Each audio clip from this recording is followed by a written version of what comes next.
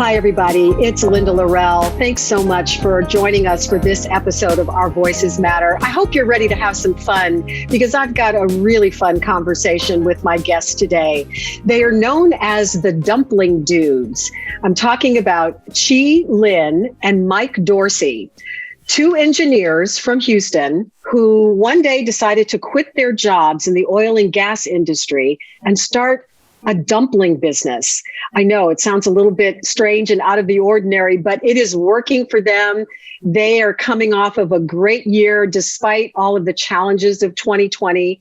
And they are just on fire to move into 2021 and continue to run their business and share their story, because the story of Dumpling Dudez is all about food, story, and connection. So please enjoy. So, Michael and Chih, it is so great to have you on Our Voices Matter podcast. Happy New Year to both of you. Happy New Year. Happy New Year. Thanks for having us. Of course. Excited to talk to both of you and learn more about your backstories and all about the Dumpling Dudez. So, I like everybody in 2020, you had to pivot.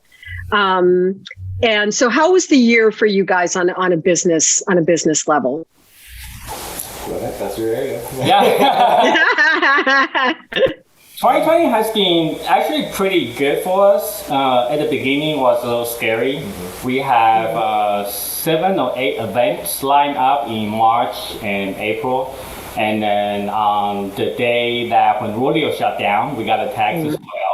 So we're like, wow, this is very, very bad. We gotta make sure we keep everybody safe. So we shut everything down. And then at the time, we were very scared. I remember we just walk out the kitchen. We both sit on the side of the kitchen. We're like, okay, we're getting shut down. There was a month we're supposed to went from the red to black financially. We're like, okay, we're getting shut down. What are we gonna do? Are we gonna survive? Are we just gonna close down for now and wait until this happens? And then that kind of triggered us to have to pivot and then to actually sell frozen dumplings, which we did doing initially with our business model. And then, but with that, we started selling frozen dumplings. The beginning is just our friends and family, some real strong follower buying dumplings. And then the word got out, and then Houston, Tepeyashi, they kind of got us on their station again. And then people just started supporting us. And then the good thing is people actually do love the dumpling. That's totally awesome that you've got so much traction going on in the community now. So, Mike, tell me a little bit about how the two of you met. So you guys are married now. Yeah. And you've been together for many years. So what is the backstory of how the Dumpling Dudez met? Okay, so actually tomorrow is our wedding anniversary. We'll be 2 years married. 2 years. Yeah, 2 years. Wow, well, happy anniversary. Thanks so much, It'll be 2 years married and 14 together. So we've been together since 2007. We actually met on a website back in the day. We met online, and we didn't live in the same city. So I lived in Austin and was working in construction at the time, home remodeling, and I was getting ready to go back to school for an engineering degree. So I was working on that at Austin Community College. Was working on transferring to UT. Then I met this guy, and we started talking online, and he lived in College Station, and he was working as an engineer out there. And so we started talking, and then he said, hey, I'm moving back to Austin, let's grab a cup of coffee. So we met at Mozart's Coffee, which was both of our favorite places before we even got together. And so that's where we had our first date. And really that first date was more like, okay, I hope this is the person I've been talking to online for 3 or 4 months. And once we met each other and got to know each other a little bit, it's been 14 years now. So it's just been... Wow. So 2 engineers, and you decided to leave your careers in oil and gas and start Dumpling Dudez. Uh-huh. So that must have been a huge leap of faith. And I know that Chih, the dumpling recipe comes from your grandmother, right? So tell us a little bit about your backstory. I know you were born in Taiwan, correct? Yeah. So tell us a little bit about your connection to where you were born and your grandmother's recipe for the dumplings that you guys have turned into this flourishing business. Yes, I was born in Taiwan, and then my family moved here to Houston, to the Woodlands when I was 15. And at the time, my grandma still lived in Taiwan. And but all her child, they live in the U.S. So a couple years later, she actually eventually moved into our house in the Woodlands. And my mom also like gave her the master bedroom so my grandma and grandpa can stay downstairs, so they can have a better life here. And then so at the time living in the Woodlands, there's not a lot of Asian food options. Now there's a lot of places in the Woodlands happening, but at the time there's not a lot of options. So we would make dumplings, just because it's very hard to find good quality dumplings out there. And then a recipe, she told us the story behind the recipe. And then they kind of become our house recipe moving forward. So every time, since I met Mike, we have a dumpling party, we have friends over, we will use the same recipe like my grandma taught me when we had parties and gathering. And not just becoming our Dumpling Dudez classic recipe that we use over and over again. I love you talked about story, and you guys consider yourselves storytellers as you are providing the experience to your customers, whether it's at a party or, however it is. Your story is such an unusual one. So, not just the fact that, you were engineers and you decided to start a dumpling business and go for your passion, but you're an openly married gay couple. Right. In a world that sometimes does not accept openly married gay people. Right. So, our Voices Matter is all about, trying to help people see themselves in each other, see people's struggles and what people have had to overcome and how they've done that and how that shows up in their lives today. So, Mike, I'm going to ask you to start this part of the conversation to talk about, what are some of the challenges that you guys have had as a gay couple making the decisions that you've made in both your business and your personal lives? Okay. I know it's a big question. It's a big question. Yeah, because I think all paths in life have their own challenges that are unique to their own paths, but definitely our paths have faced some challenges together. One of the things that I've struggled with my family a lot is acceptance with my family. From an early age, it's been tough to be gay in my family. So going along with that, and getting married and starting a business and all that, it's been tough to get a lot of support. I mean, they love the product and the food, but maybe not so much the message and the delivery of all of it. So that's a challenge. But for us, I mean, it's us. This is what I've always wanted to do, is own a business with my husband and do this for fun. So this is really something that's great. So even though there are those challenges, we really focus on all the good things and all of the people that are supportive. We receive messages sometimes when we post about our stories, and then some of them are, they say, oh my gosh, you make me sick. Oh my gosh, you should get off, you should leave Houston. Oh my gosh, I'm a Houstonian. I love this place. I love Texas. I've lived, many places here in Houston and in Austin. And so it's tough because you want to be here and home and you want to be open and you want to be with your family. So how do you respond to that when you get the trolls on social media and folks coming at you with that kind of hatred and vitriol? How do you respond? Luckily, we really haven't had to.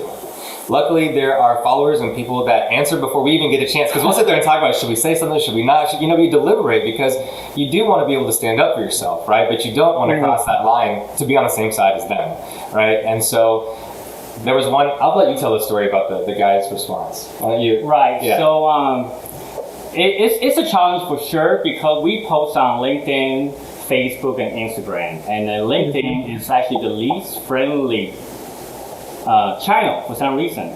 I guess because you don't have to be friends to see people's posts. So we did a picture that's our anniversary, which is tomorrow, but it was last year. A picture of us, and I talk about being a startup family. We actually had to give up a big wedding. We have a very, very small wedding that has 9 people, including the 2 of us and our dog. So we can have the money to start a business. So I have a picture of our wedding photos on there. And then that triggered so many negative messages. People would say, you guys are gross, this doesn't belong on LinkedIn, this is a story that has nothing to do with Dumpling, even with how we started the company. That's why and how we started our business. Some people would say like, get out of Houston, get out of the country. Yeah. But in those times, this is like when Michelle Obama actually helped me. I would remember that when they go high, when they go low, you go high. So it's really just, it takes a lot of courage to be out there. But at the same time, I always remember that maybe there are 10 negative messages, but there are like 100 great messages out there. And then that's very heartwarming, because we have a follower on my connection on LinkedIn. He reached out to me after the post, and he said, I work in oil and gas too. We haven't come out yet. We're afraid we're going to get fired or not get promoted. But because of your post, I'm going to propose to my husband. His husband now, but proposed to my boyfriend at the time. So he actually proposed that night, and the next day, and he sent me another message to say he said yes. So you just have to cherish like the happy moment, and let the negative one just ignore those and go away. Oh gosh! Milestones with people too. We had a proposal here when we were teaching classes in person, and we got to spell "Will you marry me" in dumplings with people and celebrate their lives with them, and so we focused on that, and that I'm getting chills. Me too. We do this. We made dumplings together. That was our first. That's how we introduced our friends to each other. I made dumplings with his friends, and I loved it so much. We did it with my friends like the next week, and so that's why we do it every year, and that's why we wanted to bring that experience. And so focus on community, friends, that creativity, being pride in your community, that kind of stuff. So that's really our message, and we just try to apply that as much as we can.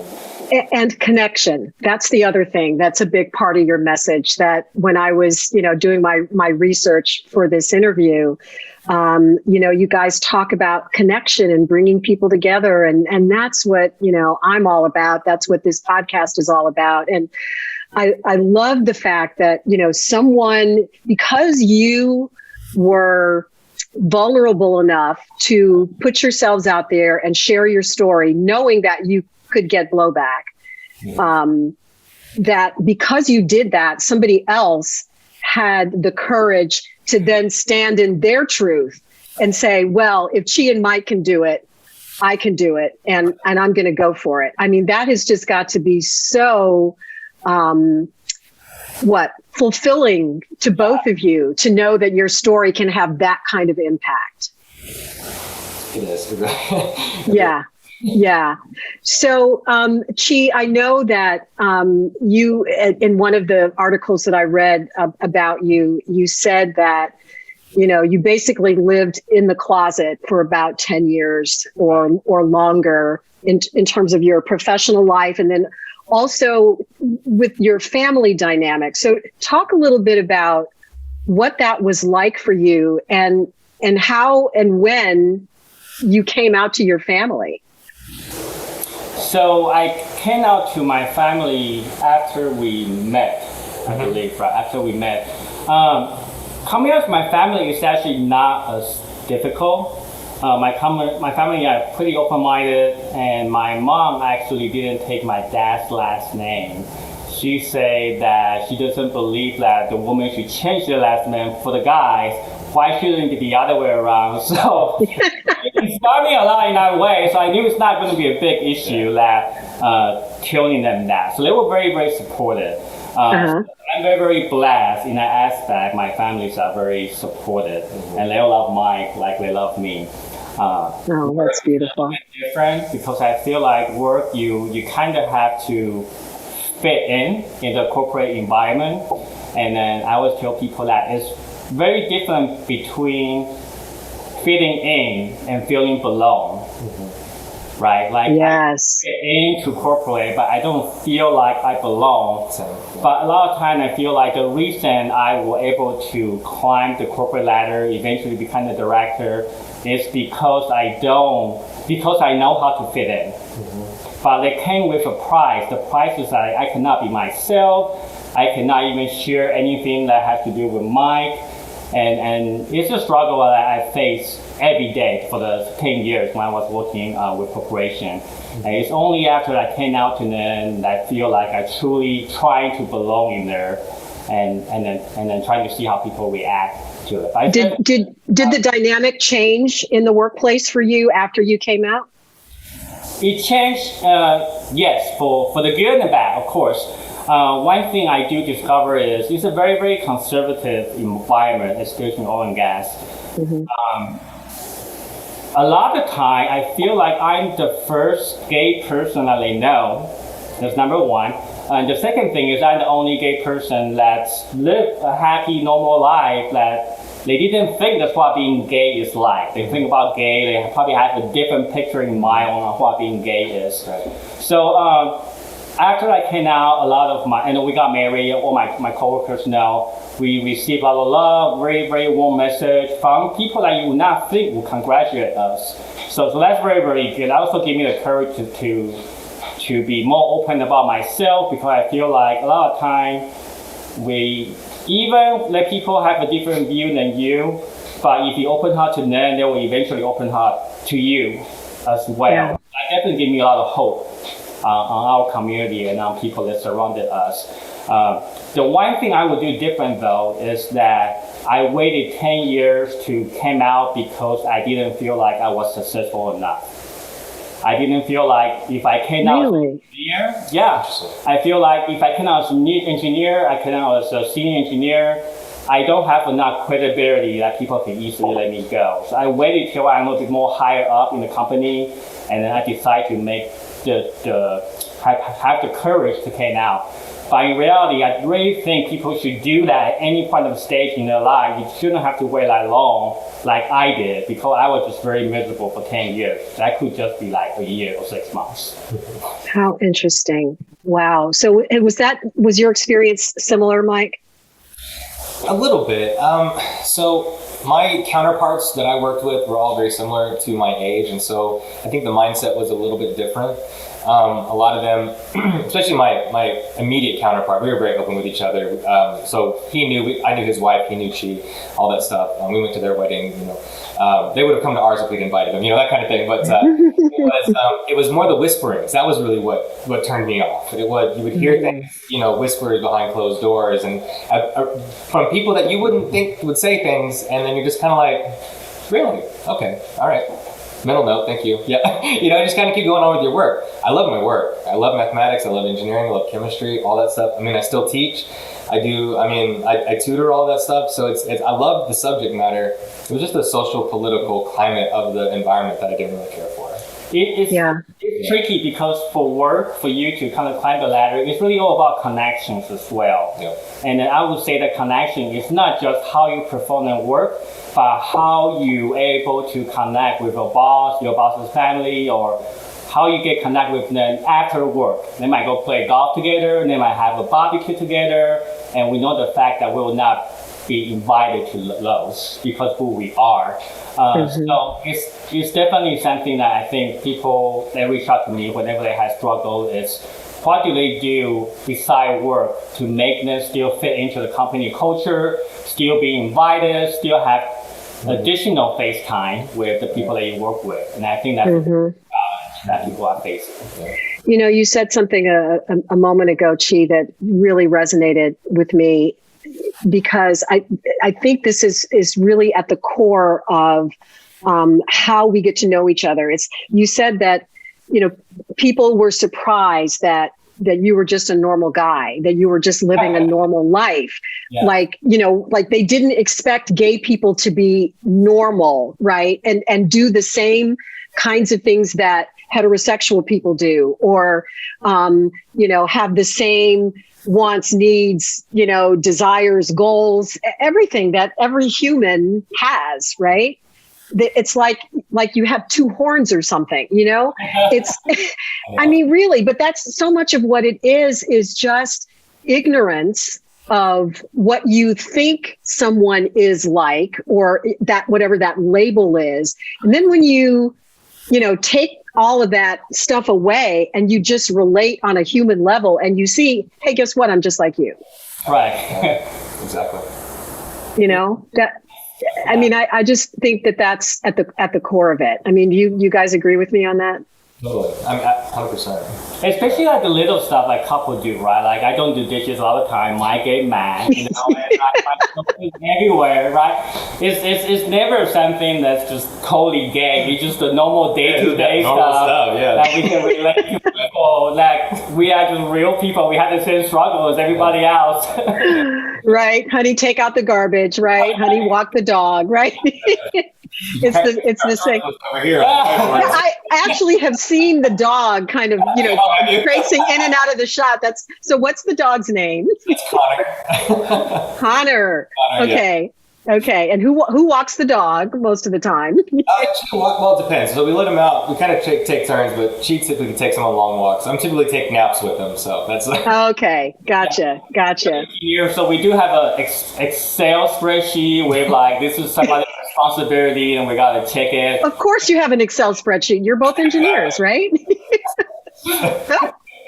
Oh my goodness. So what is next for Dumpling Dudes? Now that we're in 2021, of course, we're still living in the age of COVID, in spite of the fact that we now have vaccines. We're going to be still having to, take all the precautions that we've had to thus far. Not out of the woods yet. What does this mean for your business as you're going forward? How are you foreseeing 2021? So, the big thing for us and how we got started, kind of just to give you a little bit, is doing the cooking class experiences. So we used to do it right here. We had big tables here, and we would teach right here in our home. When we moved over to the bulk ordering, which again, we never thought we'd ever do. We tried it once and we hated it. But then when COVID came over, like, all right, I guess we got to do it, So at least we had tried it, kind of worked out some kinks. So. But right now we're working on our virtual dumpling experience classes. We're really trying to get those, and they're becoming more popular. We've been doing beer pairings with St. Arnold's here in town as well. We did one for, around Halloween, and then one during Thanksgiving. And we're going to do one for Chinese New Year coming up in February. So that's a big thing. And then, if everything works with the vaccines and everything, we really want to get back to the in-person classes at some point. So yeah. So the virtual classes, tell our audience if they want to take a virtual class with Dumpling Dudes. And of course, we'll link to everything in the show notes, but go for it. Give us your pitch. So each box it's a box for two, and it comes with 2 Dumpling Dudes aprons. You get a choice of blue, black, orange, or green. Right now, that's what we have. It comes with 2 fillings. Typically, it's our tradish filling, which is one we talked about earlier. Another one is our K-pop filling, which is it's a bacon cheeseburger. It's got mozzarella cheese, bacon, kimchi, what else? Bulgogi sauce, onions. It's really good. You guys are making me hungry. You are totally making me hungry. With 7 colors of dough, individually wrapped. So you get each color of dough. So it's like an art class you can eat at the end, really. You get that. You get rolling pins, flour, a small thing of kimchi as well, some chopsticks, some other stuff. And then you get the box. Come pick it up from us. We're in East Downtown. Right now we're not delivering at the moment yet. We're working on that too. You get that, and then you join us for a Zoom call for about 2 hours, and we teach you how to fold the dough and how to cook as well. So we teach the pan fry method, and then we instruct people how to do some other things as well too. So like I said, it's like an art class you get to eat at the end. It's great for a date night, great for a family night. We also do private events too, for like corporate team building events. We've got boxes for singles as well. We've had a couple of those. So really, those are what we really want to start working on and get bigger. So I have to ask, are dumplings good or bad for my waistline? We have some that are good for the waistline. You do? Well, I want those. I'm coming off of this COVID pandemic stuff, and we're all Go ahead. The great things about dumplings, you just have 1 or 2, right? So. Oh yeah, right. I've never think I've eaten just 1 or 2. Exactly. So so we won't worry about the waistline right now. We won't worry about that. So, Chih, what are you most looking forward to for this year, and what would you like to say to people to help us maintain a sense of optimism and hope as we go forward in this new year, coming off of the dumpster fire of last year? That's a lot of pressure. I know. Now I gotta redo my speech, right? So I always go back to this. So one thing, when we first started, we want to be experience maker. Mm-hmm. We actually never set out to be a food maker or a dumpling maker. Dumpling just so happened to be the vehicle that kind of bring everybody together.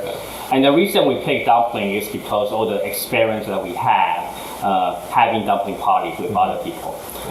So right before I quit my job, I was very, very sad. I was in a very, very dark place, very depressed, very unhappy.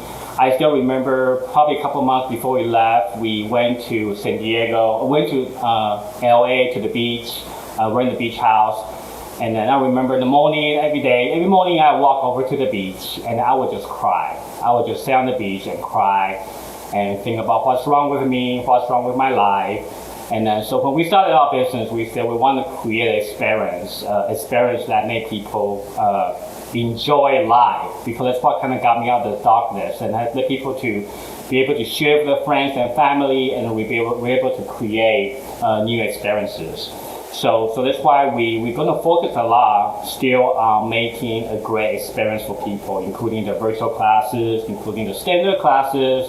Then people can share with the people they love, and hoping that they will be able to recreate the experience. Now they know how to make dumplings, then they can bring some life to people's house, and hopefully that will trigger down. Then their friends will make more dumplings, and their friends of friends will make more dumplings, even for the class. But I really just want to. I think life is all about experience. That's why we got into what we do. And I think 2021 is really, there's so much experience we can probably try and that we didn't get to in 2020. So I hope people will be just going out there virtually or in person to have new experience, to have new spiritual experience as well. And then they're just hoping that dumpling just happened to be one experience they pick. But in general, we just want people to have great experience, because I don't want anybody to be in the space that I used to be. And then I think people deserve better in life, and they have the power to do it too. If we are two engineers that can make dumpling and make a living out of it, the sky is the limit. It's really up to anybody on what they want to do in life, as long as they bring joy and happiness. Yeah. I love that message, and thank you for sharing, that part of your life that was so difficult. Again, that's the kind of thing that somebody out there who's watching or listening to this is probably in a very dark place for any number of reasons, and perhaps questioning him or herself, and the choices that they've made and the life that they're currently living, and they're not sure how to get out of it. And clearly they can. You were able to do that. And, I think I love your focus on experience. You want people to have an experience, because that's what life is about. It's about experiencing, love and laughter and pain and heartache and all this stuff in between. And Mike, I see you nodding your head. So, he's a tough act to follow. I'm sorry, but yeah, I got to ask you, what do you got for us? What do you got for us, Mike? In that same vein, is kind of a message for 2021 is that, 2020 was a unique year. It was a lot of hardship in the beginning. I think the message for 2021 is to remember that nothing is permanent. The only thing constant is change. And if you can roll with the change, you can easily get ahead of it. You can move around it, and you can find ways to mitigate that and make something grow. Our example is we were going to get shut down, and we turned to bulk ordering, and then we had to hire new people. So we were able to offer people jobs, things like that. You just never know what good is going to come out of some seemingly bad situation, right? We don't know if it's good. We don't know if it's bad. It's just what it is right now. So let's tackle it the way it is. And I think if we can remember to kind of take that message inside and say, okay, I can change the things in my life as long as I kind of strip away all of these preconceived notions about the way I think things have to be. Then this whole new path kind of opens up in front of us. I often liken entrepreneurship to walking through the wilderness.